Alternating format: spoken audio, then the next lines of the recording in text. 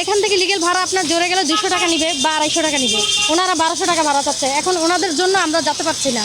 হাইটা প্রত্যেকটা গাড়িওয়ালার দিকে এক কথাই বলে আমরা যাব না। আর যদিও যেতে চায় 1200-1300 টাকার নিচে যেতে চায় না। ঈদ ছাড়া নর্মালি 100 টাকা ভাড়া আছে, ওই জায়গায় 150 টাকা নেক, সেই জায়গায় 300 টাকা কম যাবে না, তাহলে ডাবল হলো না। বর্তমান সরকার যিনি আছে উনি বলছে 1 টাকাও ভাড়া যেন বেশি না নেয়, আমরা যে ডাবলে 14 ডাবল ভাড়া বেশি নিতে আছে।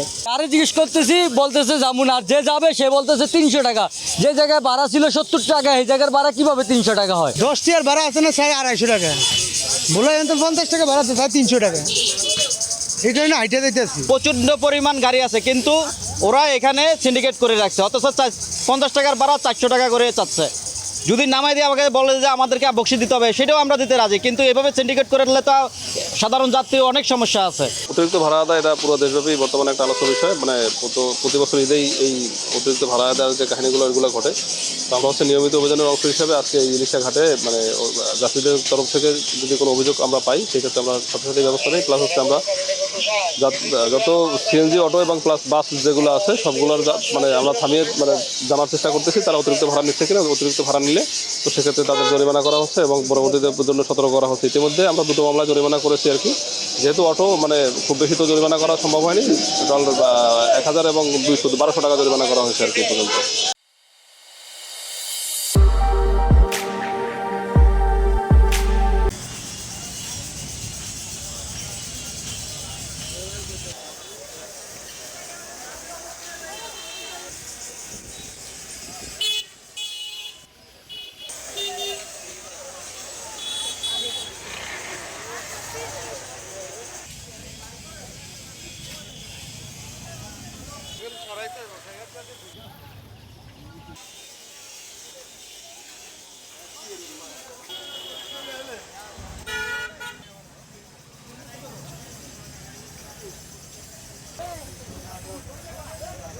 ঠিক আছে।